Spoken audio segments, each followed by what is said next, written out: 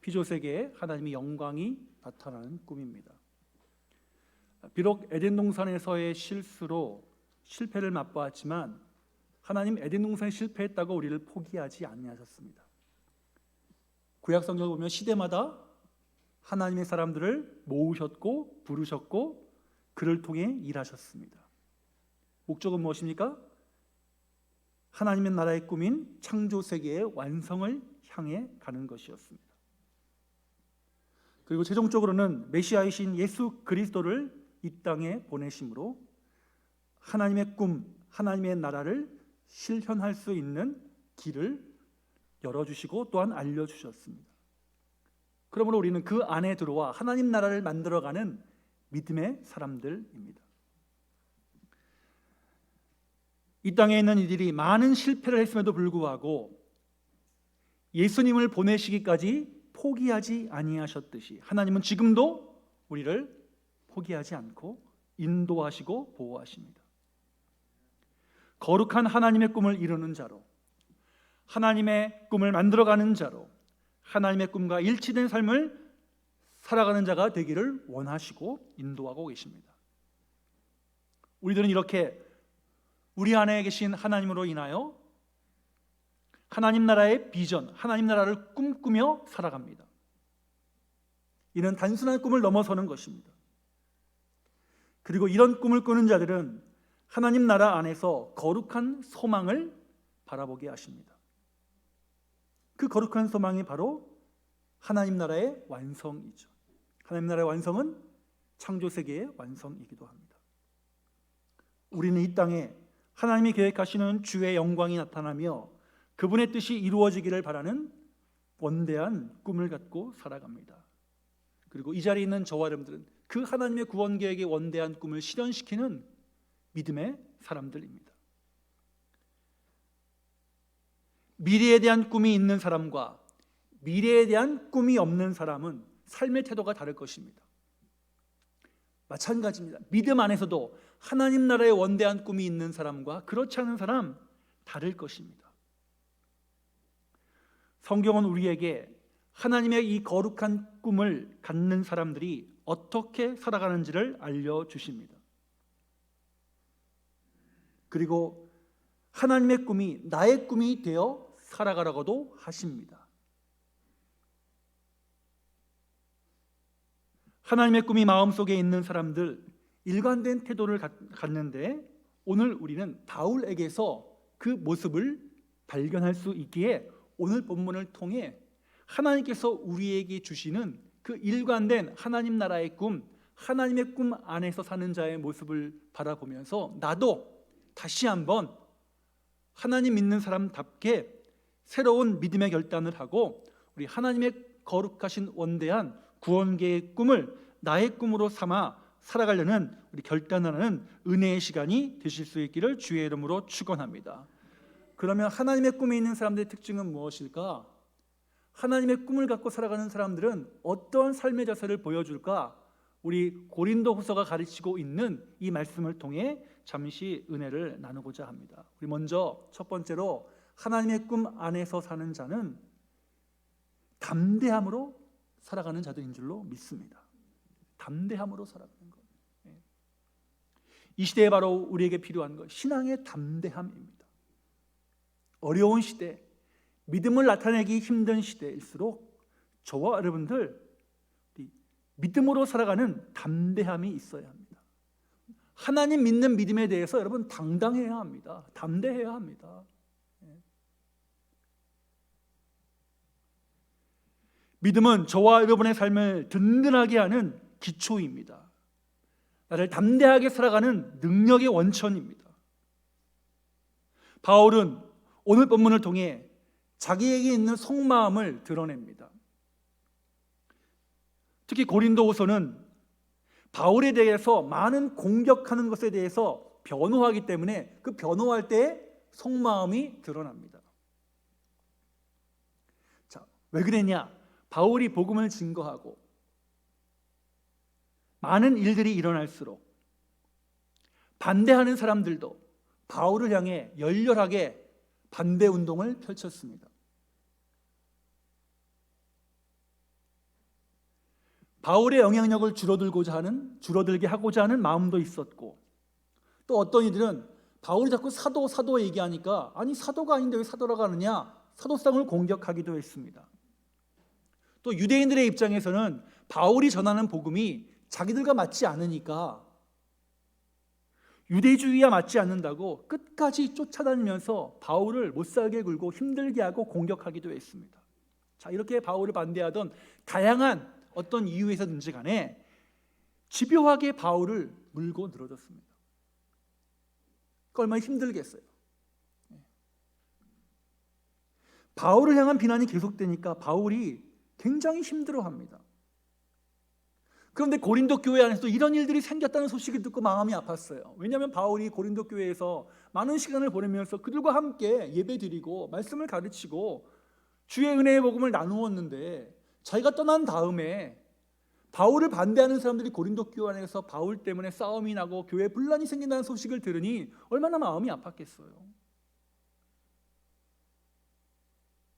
자, 바울이 이때 가졌던 자세가 바로 저와 여러분이 하나님의 꿈을 꾸는 자가 가져야 될 자세로 연결시켜 볼 수 있다는 거죠. 요거 넘어올 거 못하라 해. 안 해. 그게 아니었습니다. 바울은 이때마다 뭐라고 얘기합니까? 자기 자신을 각 교회에 소개할 때마다 그리스도의 종, 사도된 나 바울은 어느 교회에 편지하노니 우리 주 예수 그리스도의 은혜와 평강이 너희에게 있을지어다. 내가 너희에게 듣는 소식은 너희가 교회 안에서 신앙생활을 잘하고 있다는 거예요. 얼마나 감사한지 모릅니다. 그러므로 우리가 더욱더 담대하게 하나님 안에서 신앙생활을 감당하자. 바울은 포기하지 않았습니다. 하나님이 우리를 포기하지 아니하시듯이 바울은 자기에게 주신 하나님의 꿈을 포기하지 않았습니다. 왜요? 십자가의 은혜가 그의 심령에 자리 잡고 있었기 때문이었습니다. 하나님께서 열어가시는 이방을 향한 원대한 하나님 나라의 구원의 계획의 꿈을 자신의 삶을 통해 바라보았기 때문이었습니다. 이렇게 하나님이 주시는 꿈과 십자가의 은혜는 바울을 포기하지 않고 항상 복음을 증거하는 담대한 자리에 있게 했습니다. 이렇게 십자가의 은혜가 있는 사람은 담대할 수 있습니다. 마찬가지로 저와 여러분들도 많은 어려움이 있습니다. 우리 앞에 있는 문제들과 주변의 소리들은 저와 여러분을 위축하게 만들 수도 있습니다. 그러나 이때 오늘 본문을 생각하자는 거예요. 바울이 포기하지 않고 하나님이 우리를 포기하지 않으시지. 바울도 포기하지 않고 담대함으로 복음을 증거했던 거예요. 저와 마찬가지죠. 담대함으로 복음을 붙들고 당당하게 살아가는 것. 그것이 이 시대에 하나님께서 저와 여러분들에게 요청하시는 믿음의 담대함인 줄로 믿습니다. 우리 이럴 때일수록 믿음 안에서 더욱 담대해야 하는 거죠. 하나님이 주신 꿈을 붙잡아야 합니다. 내가 믿는 믿음의 길에 대한 확신으로 담대하게 믿음의 길을 가야 되는 거죠. 그래야 세상에 우리의 믿음이 무엇인 줄 알릴 수 있고 내가 누구인지를 알릴 수 있고 담대하게 신앙생활해야 오히려 인정받을 수 있는 거예요. 담대하게 신앙생활 잘해야 오히려 믿지 않는 사람들에게 인정받을 수 있습니다. 비난하는 사람들은, 또 비판하는 사람들은 뭐예요? 잘해도 비난하고 비판하고 못해도 비난하고 비판합니다. 이래도 어차피 비판받을 거, 어차피 비난받을 거. 왜 그 사람들이 비판하는 거 비난하는 거 신경 씁니까? 우리는 우리 믿음의 길을 가면 되는 거예요. 그 사람들을 그렇게 비난하잖아요. 그러면 사람들이 볼 거예요.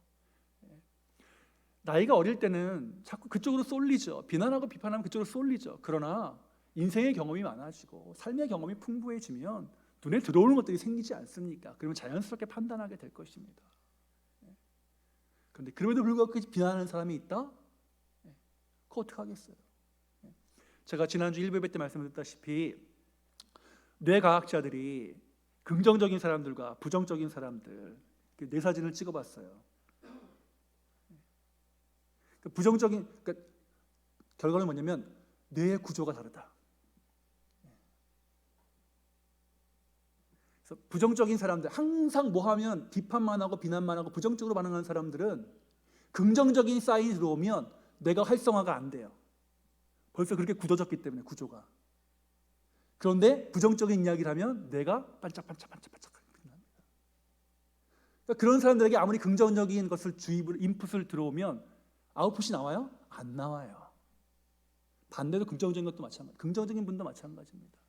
부정적인 것이 들어오면 안 받아들여요. 긍정적인 것만 바라보는 거예요. 이것은 긍정 부정의 문제뿐만이 아니라 많은 곳에서 들려오는 가치 판단의 문제에도 동일하게 적용되는 것입니다. 믿음의 사람은 뭐예요? 그러니까 당당하게 우리 믿음의 길을 가면 되는 거예요. 성경이 증거한 복음을 붙들고 우리의 삶을 살아가면 되는 거예요. 그래서 바울이 뭐예요? 담대하라고 말한 거예요. 담대하라. 내가 믿는 믿음의 길에 대한 확신으로 담대하라. 자, 담대하다는 것은 대책 없는 용감함이 아닙니다. 믿음을 빙자해서 상식 이하의 행동과 주장을 하는 것이 아닙니다. 믿음과 자신의 주장을 혼동하는 것도 아닙니다. 담대한 믿음의 사람은 오히려 질서를 지키고 화합하고 소통할 수 있습니다. 왜요? 나는 이런 확신이 있다. 나는 이런 주장을 한다. 나는 이런 믿음이 있다. 당신의 얘기는 뭐냐? 들어보자. 소통할 수 있어요.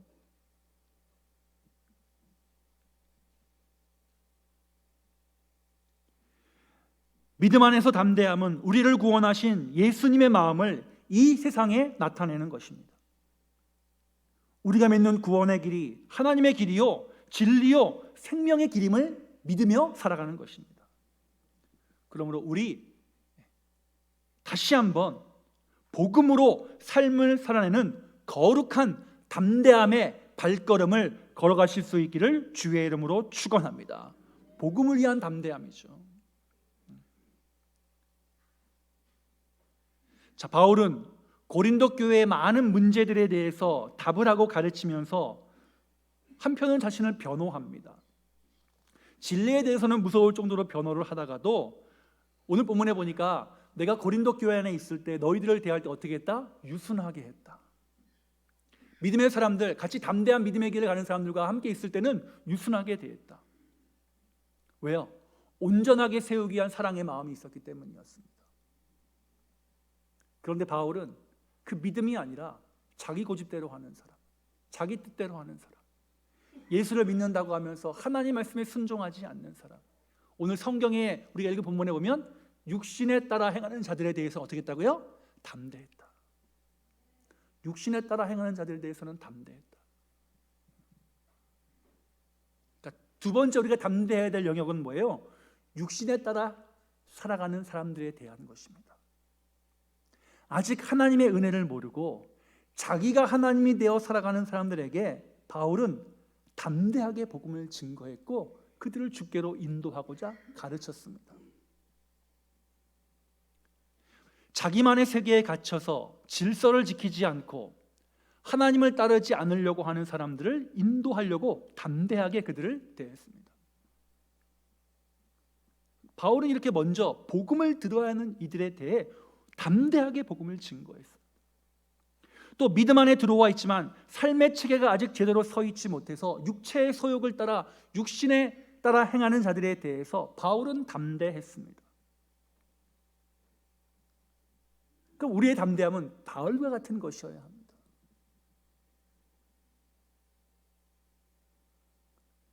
담대함은 내면의 강함으로부터 나오는 것이기에 결코 무례하지 않습니다. 상대방을 인정하고 존중하나 내 안에 있는 굳건한 믿음과 진리에 대해서 담대하게 증거하고 말하는 것입니다. 그리고 그 담대함을 통해 사랑을 알게 하고 예수님을 만나게 하는 것입니다. 담대함은 믿음이 기본이 되는 사랑의 표현임을 기억하면서 우리 담대하게 살아가실 수 있는 저와 여러분들이 되실 수 있기를 주의 이름으로 축원합니다. 두 번째, 하나님이 주시는 꿈 안에 사는 자는 하나님의 능력으로 살아가는 자입니다. 하나님의 능력으로 살아가는 자. 믿음의 사람들이 한결같은 고백이 무엇입니까? 내가 한 것 같았으나 하나님의 은혜입니다.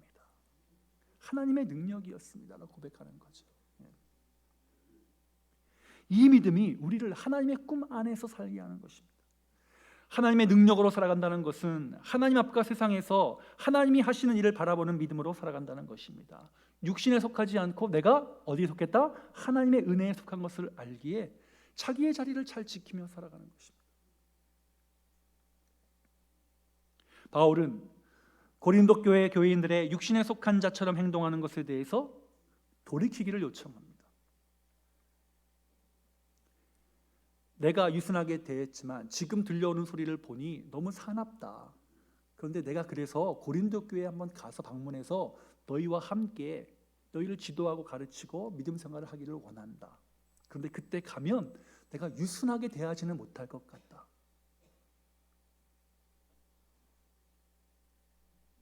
그러니까 돌이켰으면 좋겠다.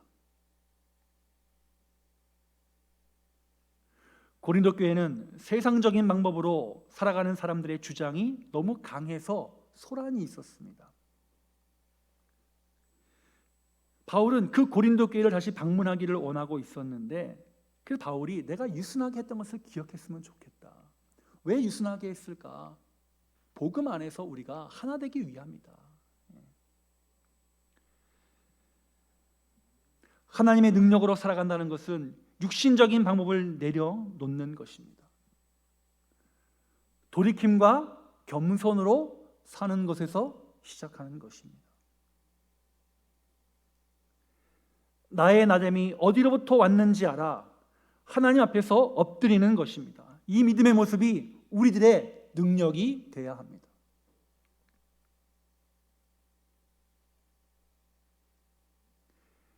목회자로서 목회하다 보면 좀 이렇게 해주셨으면 좋겠습니다라는 바람과 요청이 있습니다.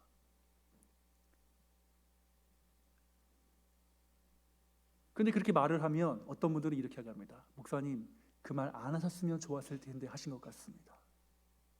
또 말을 안 하고 있으면 목사님, 왜 말을 안 하십니까? 가르쳐야죠. 어떻게 할까요? 어떻게 해야 되는 거예요? 그런데 제 경험상으로 봐도 안타까운 마음이 있어요. 근데 대부분 보면 이런 통계적으로 보면 감정에 휩쓸려서 하는 말은 나중에 후회되더라고요. 근데 기도하면서 이것은 내가 교회를 위해서 해야 되겠다라고 하는 것은 그럼 어떤 결과가 나오든 간에 하나님이 인도하실 줄 믿고 하는 것이니까 시간이 지나면 마음에 그렇게 많이 남지는 않더라고요.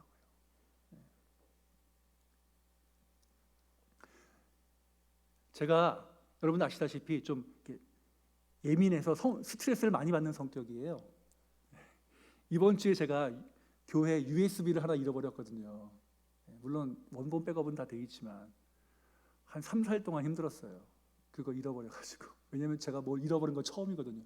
저는 뭐 잃어버린 적이 안 잃어버린 스타일인데 이 주머니 안에 넣고 있다가 지갑을 빼다가 그 지갑에 딸려 나와서 떨어져서 어디 떨어졌나 봐요. 못 찾겠더라고요.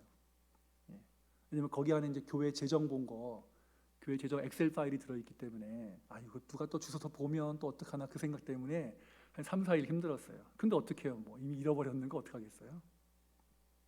제가 그러니까 그런 성격이라는 거예요. 좀 스트레스를 많이 받는 성격이에요. 말을 해야 되나 말아야 되나, 안내를 해야 되나 말아야 되나 그런 고민을 많이 하는 사람입니다. 말이 나가면 목사님 고민을 많이 했구나 라고 받아들여 주셨으면 좋겠어요. 네. 자, 다시 돌아와서 하나님의 능력으로 산다는 것, 육신적인 방법을 내려놓고 겸손함으로 사는 것입니다. 나의 나됨이 어디로부터 왔는지 알아 하나님 앞에 엎드리는 것입니다. 이 믿음의 모습이 우리의 능력이 되어야 되는 것이죠. 성경은 우리가 육신에 대해 싸우는 무기는 육신이 아니라고 분명히 선을 긋습니다. 4절에 나와 있죠. 우리의 싸우는 무기는 육신에 속한 것이 아니다. 그러니까 바울은 더 높은 곳에서 바라보고 있는 것 같아요. 교회 내에서 막 여러 가지 일들이 와서 말들이 왔다 갔다 하는데 보니까 그게 뭐예요? 이거 영적인 것이다. 그러므로 우리가 그 영적인 것을 대할 때 동일하게 그들과 함께 거기에 휘말리면 안 되겠다. 육신으로 싸우면 안 되겠다. 말을 말로 받아치면 안 되겠다. 감정을 감정으로 대하면 안 되겠다. 우리 싸우는 무기입니다. 하나님의 은혜의 능력으로 영적인 싸움을 해야 되겠다. 성도의 믿음과 품위를 지키라는 거예요. 성도의 믿음과 품위를 지키라. 거친 말이 우리의 무기가 아니고 거친 행동이 우리의 무기가 아닙니다. 불순종이 우리의 무기가 아닙니다. 우리가 싸우는 무기는 하나님의 능력입니다. 성경은 하나님의 능력에 대해 우리에게 이렇게 알려줍니다. 먼저 견고한 진을 무너뜨리는 것이라고 말합니다. 오늘 본문에 나와 있죠. 4절 중반에 오직 어떤 견고한 진을 무너뜨리는 하나님의 능력이다. 우리가 싸우는 것은 영적인 것이라는 거예요. 그렇기 때문에 내가 할 수 있습니까? 아니죠. 하나님께 맡겨야 되죠. 하나님의 도움을 구해야 되는 거죠. 하나님의 지혜를 구해야 되죠. 하나님의 능력으로 감당하도록 구해야 되는 것이죠. 성도는 이것을 믿고 하나님을 의지하는 사람들입니다. 여러분, 반면에 육신으로 대하는 자들은 하나님의 능력 앞에서 교만하기 때문에 결국은 뭐예요? 무너질 수밖에 없어요. 넘어질 수밖에 없어요. 가라앉을 수밖에 없어요. 이것을 믿는 것이 믿음입니다. 그러면 우리가 마음이 좀 여유로워질 수 있어요. 하나님이 하실 것을 믿기에, 하나님의 능력이 하실 것을 믿을 수 있기에. 세상의 것이 아무리 견고하다 하더라도 하나님 하시면 무너질 겁니다. 우리는 이것을 믿고 살아가는 사람들입니다. 세상의 견고한 진. 또 그 견고한 진은 뭐야? 사람들의 생각을 사로잡고 있는 모든 이론이라고 말씀하고 있습니다. 4절, 5절 우리 기독교 윤리 실천운동 본부인가 또 기독교 철학회 거기 이제 메인 테마가 이 10장 4절과 5절이에요. 메인 말씀 주제가 그리스도께 복종케 하는 것. 하나님의 능력은 뭐라는 거예요? 결국 하나님의 능력으로 살아간다는 결론은 뭐예요? 하나님께 복종하는 거예요. 하나님의 뜻에 따라 살아가도록 내 뜻을 거기에 따라가도록 만드는 거예요. 개인이 일을 하기에는 어렵고 힘듭니다. 그러니 하나님의 은혜를 구해야 되는 거예요.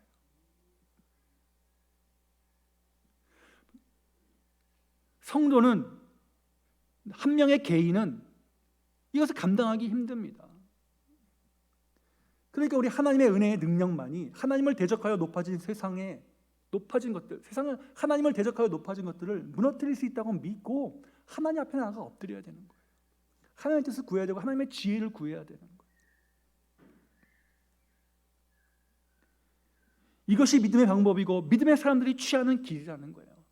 그러니까 바울이 길을 안내하는 거예요. 고린도 교회 교인들을 향해서 지금 여러 가지 일들이 있는데 그 일 때문에 지금 가고 있는 방향이 정말 하나님의 길이냐 사람의 길이냐. 근데 안타깝게도 사람의 길이라는 것이 너무나 강력하고 견고해서 되돌리기가 쉽지 않다. 우리의 생각, 우리의 행동, 우리의 말을 되돌리기가 쉽지 않은데 어떻게 해야 되냐? 하나님의 능력을 구해야 된다. 다시 하나님 앞으로 돌아오라는 거예요. 인간적으로 하지 말고 하나님 앞으로 돌아오라는 거예요.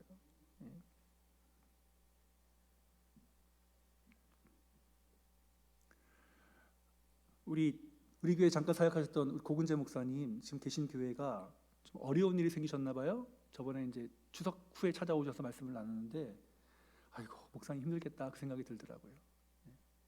교회는 평안할 때는 아무 말이 없지만 어려워지면 뭐예요? 세상에서 제일 말이 많은 곳이 교회예요.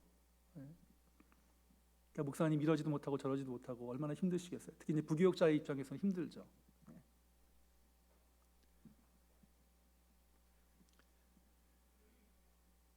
제가 자꾸 기도가 나와요. 목사님 생각하면서 아이고 힘드시겠다. 기도가 나오더라고요.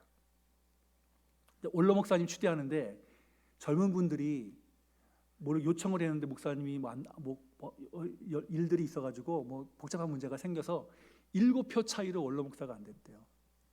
그러니까 교회가 막 어지러워진 거예요.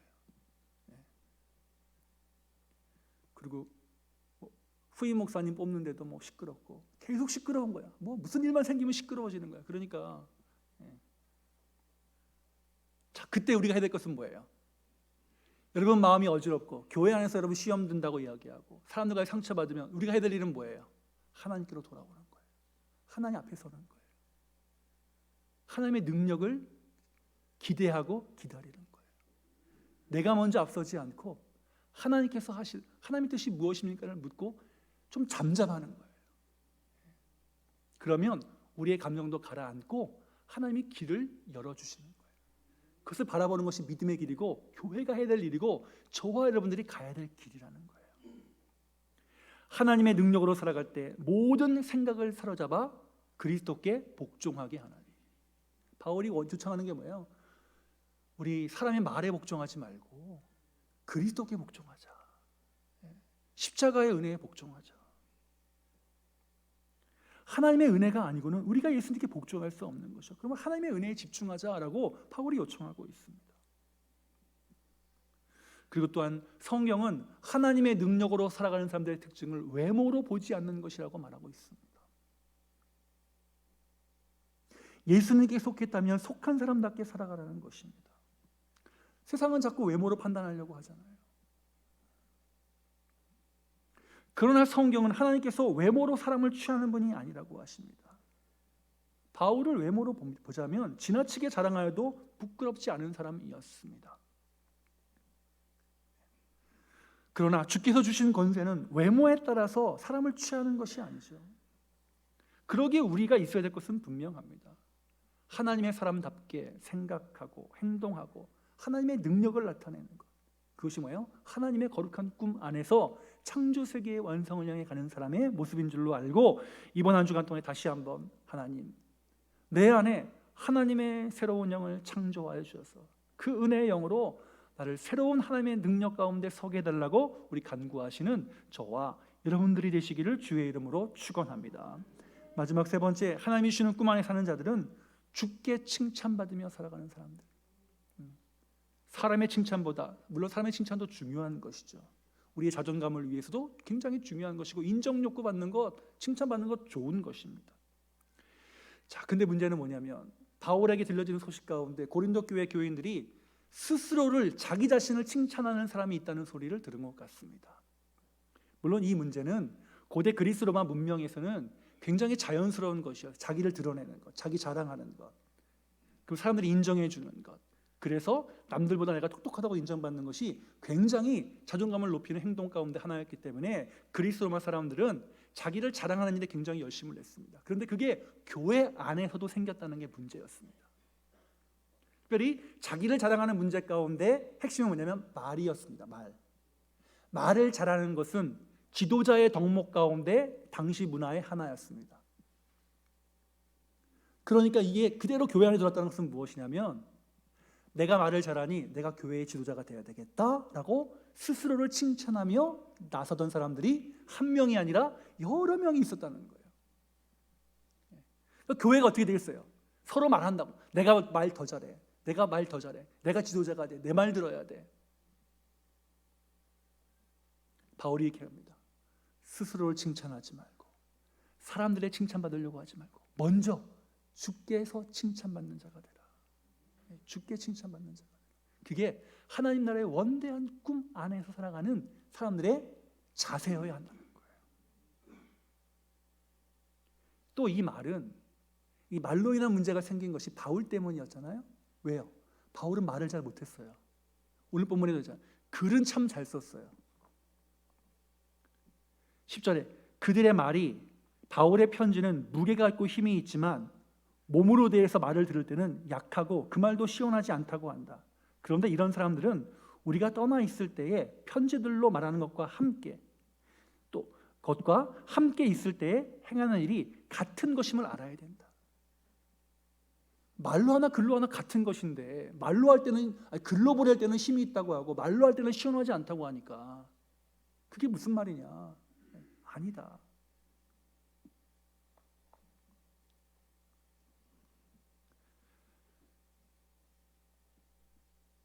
스스로를 칭찬하는 사람들이 자기 주장을 내세우면서 내가 교회의 리더가 되어야 되겠다라고 이야기하니까 거기 또 동조해서 바울을 또 같이 비난하는 사람들이 생겼습니다. 어딜 가나 이런 부류는 또 있죠.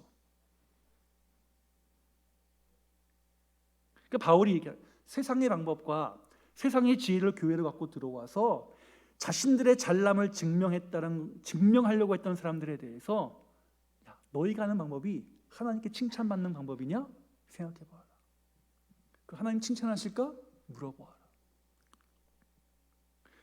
아까도 말씀드렸다시피 칭찬받는 욕구 굉장히 중요한 것이죠. 그러나 그것이 누구가 우선이 뭐냐? 하나님께 먼저 칭찬받는 것이 중요한 게 아니냐. 그래서 바울은 자기를 칭찬하는 사람과 함께 나를 감히 비교할 수 없다. 그래서 바울이 뭐라고 얘기합니까? 12절, 우리는 자기를 칭찬하는 어떤 자와 더불어 감히 짝하여 비교할 수 없는 사람들이다. 하나님의 꿈을 가진 사람들은 그런 비교하는 사람들이 아니다. 그들이 자기로서 자기를 헤아리고 자기로서 자기를 비교하니 지혜가 없다. 그러나 우리는 분수 이상의 자랑을 하지 않고 오직 하나님이 우리에게 나누어 주신 그 범위의 한계에 따라 하노니 곧 너에게까지 온 것이 아니냐. 너희 알고 있다. 알고 있으면서 왜 그러냐.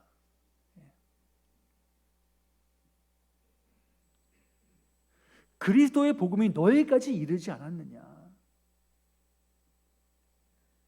그래서 15절 하반절에 너희 믿음이 자랄수록 우리의 규범을 따라 너희 가운데서 더욱 풍성하여지기를 바란다.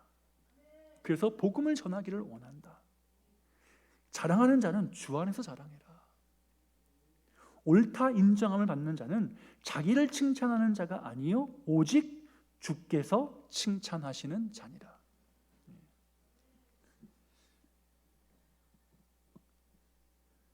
고린도에까지 복음이 증거된 것 바울이 갔기 때문이었죠. 근데 바울은 그렇게 여겼습니다. 내가 잘나서 간 게 아니라 누가 가게 하셨다? 하나님이 보내셨다. 하나님이 가게 하셨으니 거기까지 이른 것이 하나님의 은혜다. 그럼 내가 나를 자랑했냐? 너에게 복음을 전해줬다고 내가 뭐 의시됐냐? 아니다. 내가 드러낸 것은 예수 그리스도의 은혜와 하나님의 은혜였다. 그러므로 우리가 다시 한번 하나님의 은혜 앞에 서자. 사람에게 칭찬받는 것도 중요하지만 우리 먼저 하나님 앞에 칭찬받는 자로 삽시다 라고 권면하는 거죠. 누가? 하나님의 꿈 안에 사는 자, 하나님의 비전 안에 사는 자, 하나님 나라의 은혜 안에 사는 자는 하나님께 위로받고 하나님께 치유받고 하나님께 회복되고 하나님의 은혜를 받는 자이다. 우리 이 자리에 있는 분들이 이런 치유와 회복과 칭찬의 은혜가 날마다 나타날 수 있기를 주의 이름으로 축원합니다. 말씀을 마무리합니다. 하나님 나라의 창조 세계를 원래의 상태로 돌려놓기 위해 우리에게 예수 그리스도를 보내주셔서 하나님 나라로 만들어가도록 하셨습니다. 그 하나님 나라의 길 안에 저와 여러분에게 하나님의 꿈을 부어주셨습니다. 그 하나님의 꿈 안에 우리가 살아갈 때에 먼저 담대하라고 말씀하고 계십니다. 또한 하나님의 능력으로 감당하라고 하실 뿐만이 아니라 주께 칭찬받는 것이 우선이라고 우리에게 말씀하고 있습니다. 이 말씀대로 이번 한 주간 동안에 다시 한번 성경이 증거하고 있는 거룩한 하나님의 꿈 안에서 우리 다름질하시는 상록의 권속들이 되시기를 주님의 이름으로 축원합니다. 주님 감사합니다. 우리를 하나님 나라의 사람으로 부르셔서 이 자리에 예배자로 부르심을 감사합니다. 교회에 오가는 것이 아니라 예배하는 사람으로 이 자리에 있습니다. 그러므로 우리의 심령을 기쁘게 받아 주옵시고 그러기 위해서 하나님의 마음에 합한 거룩한 꿈에 동참함으로 담대함과 능력을 덧입음과 무엇보다 하나님께 칭찬받는 것을 소망하며 살아가는 모든 믿음의 권속들이 되게 하여 주옵소서. 감사드리며 우리 구주 예수 그리스도의 이름으로 기도합니다. 아멘.